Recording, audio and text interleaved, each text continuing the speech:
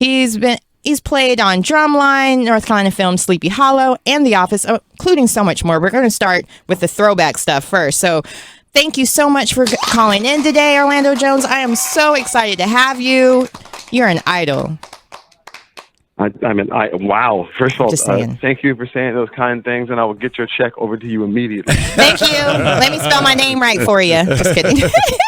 So seriously, we're so grateful to have you on here. And for the one person who's living under a rock, can you just tell them how you got your start? Because you started off in the South. So just to hear for all the other people who are here in the South, get inspired on how you made that transition to where you are now in Mr. Hollywood. Oh gosh, let's see. I think I was running an advertising agency, a small agency production company here in the South, and doing work mostly in North Carolina, South Carolina, Georgia, North Carolina, and that led me to doing a couple big Food Lion ads and such. Wow! And after getting those ads done, I think they're called donut holes. They're kind of like the ones that you would see Ernest do. Ernest goes to jail. Yeah, no, I remember that. I actually do remember that now. See? You remember those? Done it all. I do. Donut holes. Yeah. So his were those. He'd do it for a car company or the power company, and basically it was always him doing it wrong and some spokesperson in the middle going, "Don't be like that idiot. Don't do it with us." Yeah. So I made those type of ads and with my production company agency, and that was it. And I got a job writing on A Different World. Nice. After that, and dropped out of college and moved to California to start writing. That'll do it. Wow. Different world, dropped out of college. Who knew? So do you have any advice for actors since you started from writing first? Yeah. Do I have any advice for actors? Yeah. Like as far as you started in writing, do you think writing is the best way to start as far as just learning the craft from that point of view? Or do you think it's completely different? You should just start with acting. Yeah, I mean, if you're going to act, I would say act. I mean, I think mostly you just need stage time. There's something to be said for being on stage, on your feet, doing it, and it doesn't matter where you do that. It's just getting on your feet and doing it. So to me, I think the idea that you're gonna go to California with no experience whatsoever, or go to New York with no experience whatsoever, never having been on your feet, is a mistake. They have theater here. They have, local ads and commercials here. Mm-hmm. So there's really nothing stopping you from starting in the place where you're standing. You just have to be willing to go search that out. And that's not about being a star. That's how you learn the craft. I would agree with that. And so today on the E-Spot with Camille, I have the Orlando Jones. He portrayed a god, Mr. Nancy, on American Gods, who was known for his monologues, "Angry gets things done," and "Freedom isn't free." Last month, you shared with fans, to our shock, that you weren't going to be a part of season 3. What can you share about what's going on with that right now? SAG is in the midst of their investigation right now, so it's really in their hands to sort of go through and parse through all the details and madness to make a determination of what should have happened versus what did happen. And I'm sure they'll be updating as things move forward. But that's where it is now, and that I believe just started about 4 or 5 days ago. Okay, now, because I am a true fan and I started watching American Gods because of Mr. Nancy, I have to ask you, what was your vision with Mr. Nancy? Where did you want to see him go in season 3? What are we going to miss that we're not going to get in season 3? Look, I think the in American Gods, obviously it's a series about these new gods and these old gods. Mr. Nancy is one of the old gods, and they're at war. But primarily that's just because they want worship, right? They're gods who came from other places with immigrants who came to America. So they're kind of strangers in a strange land, but they still need worship in order to survive and be viable. So for me, it was always Nancy using or connecting himself with people who could help him get his story out, his narrative. Mm-hmm. And that probably would have been something like Tech Boy or New Media, because that was the god that helped Bilquis, one of the other old gods, Right. to Goddess sort of of get love, on yeah. her feet and find her worship in the digital world. So given his interest in Bilquis and his relationship to Bilquis, it seemed the natural thing would be that he would find himself with Tech Boy, and the Tech Boy would help him use technology to make the old gods more powerful in the war. Man, I'm so sad you're not going to be a part of that. I don't even want to see what they're going to do. I'm sure they're going to ruin it. So have you gotten any pushback? Or I know Gabrielle Union has come out with support. So have you gotten any pushback, or has it just been support for calling the attention for the toxic work environment? No, I don't know who would push back at this juncture. Okay. It's pretty straightforward, and I would say it's a bit more than toxic work environment. In this particular case, the problem that they ran into was that we waited, and fans waited 2 years between season 1 and season 2. In season 2, obviously, I was writing on the show, producing the show, working as one of the producers on the show, and also acting on the show. And that work is what allowed us to get a pickup for season 3. So this was clearly where people were, you're going to write, produce, and star in the show in season 3.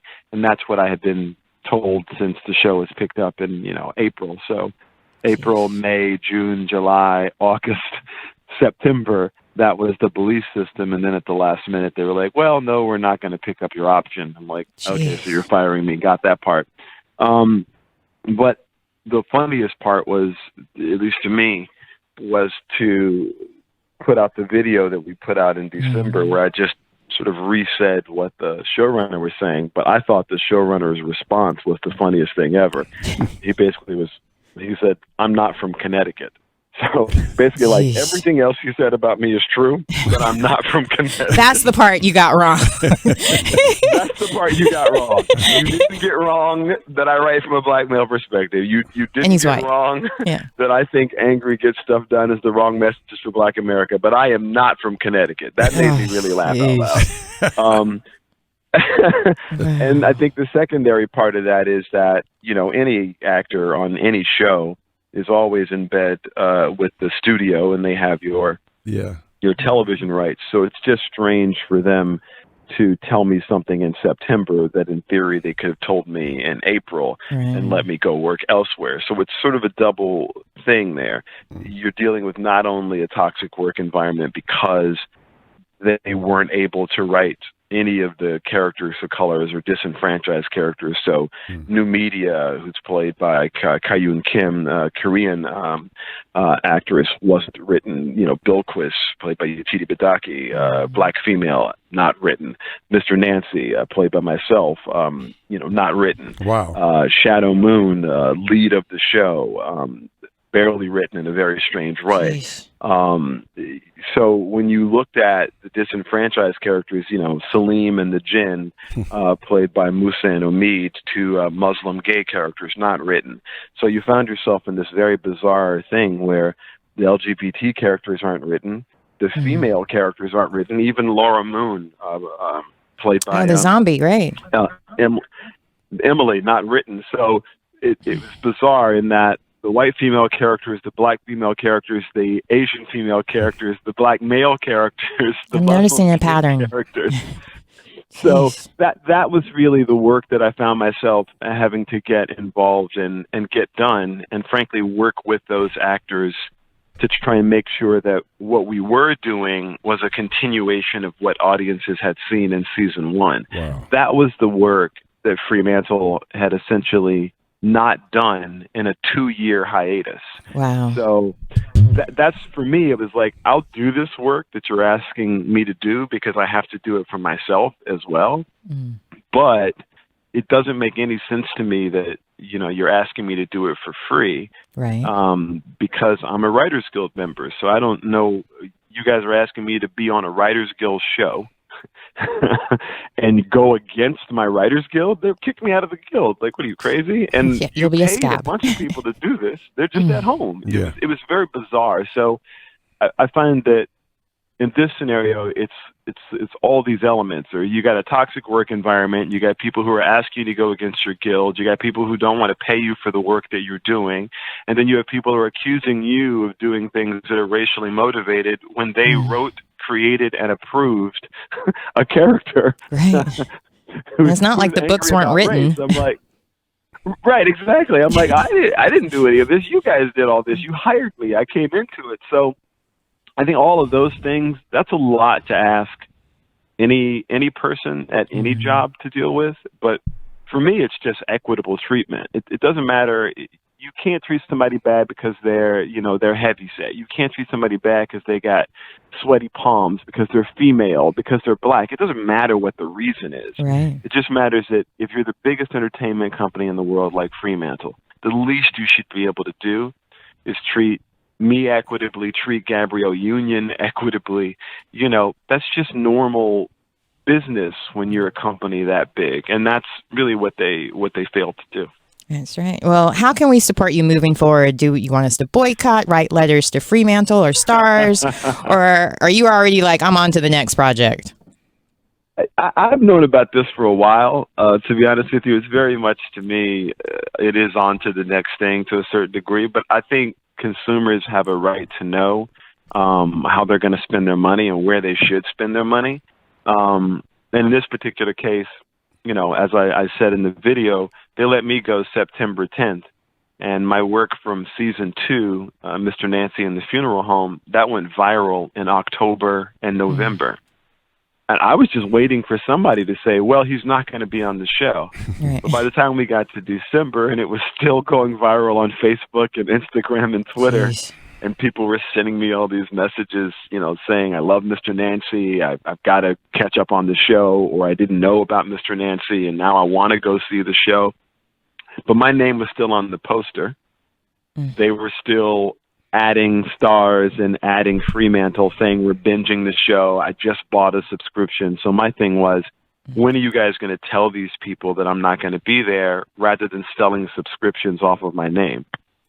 Wow. That, the consumer fans had a right to know. And because suddenly I had thousands of inbox messages, I was like, do I answer all these inbox messages and be like, thank you for your message. I'm glad you love Mr. Nancy. He will not be on season 3 of American Gods. Like, when does that part happen? And I waited until December. So I gave them another 3 months to do the right thing. So for me, if that makes you go, I don't want to deal with this type of studio or network, then that's your choice. If you feel like, hey, I want to continue to support these actors and follow this story, then that's you too. But you certainly had a right to know. I know. So today on the eSpot, we have no other than Orlando Jones, who's had a lot of new projects coming up. His company, Drive By Entertainment, advises progressive brands on building and maintaining authentic, meaningful relationships with us superfans. So tell us a little bit more about Drive By Entertainment. Listen, Hunty, Oh? you got to help these people. Look, these super people fans. is confused. I know those are. Mostly what it is that, as you know, in any movie or television show, people watch during the season or when it comes out, and then the studio and the network kind of go, bye, and they don't have anything to say to fans anymore. But the fans are still there. So we help brands stay and connect with those fans that showed up to watch whatever the show was, because there's about 40 weeks where fans are doing and engaged in other things when there's nobody there. So we help them do that and create an authentic relationship with the fan, rather than just showing up during the season and saying goodbye. We might see y'all in 40 weeks. We might not. So what can you share about upcoming projects you have going on? I know there's the Good Lord Bird and your Talking Something podcast. There's a lot going on. Can you tell us more about it? There's the Good Lord Bird's a pretty amazing piece. Ethan Hawke had hit me up, and he was taking James McBride's National Book Award book and making it in a limited series at Showtime. What I love about the Good Lord Bird is it's about an abolitionist, this guy named John Brown, who believed that God put him on this earth to fight for the emancipation of slaves. This was a white man, and he in real history. He staged a takeover of Harper's Ferry. He tried to take the armory to get all the guns from that to create a slave uprising. So it's a beautiful book, but what's amazing about the book is how funny it is. It starts off with John Brown taking over this place, and whenever he showed up somewhere, he would emancipate the slaves. So he emancipates this young boy, but when he sees the boy, he's a biracial kid. He thinks it's a girl. So they throw him a skirt and they say, "Come on, girl, let's go." And the young boy then has to continue pretending to be a girl, and the story is told through his perspective, because the boy realizes this girl thing is less work and people don't really mess with me. So I'm just going to go along with this girl, he calls me. That's hilarious. And he goes through telling the story of John Brown. So amazing piece. That'll be Showtime 2020. And Gabrielle Union and I actually just connected. So I'm going to go do her show, LA's Finest, in LA. Wow. Which will be a lot of fun. And I'll be announcing a bunch of stuff after that. But right now, that's enough. I'm going to go through those two.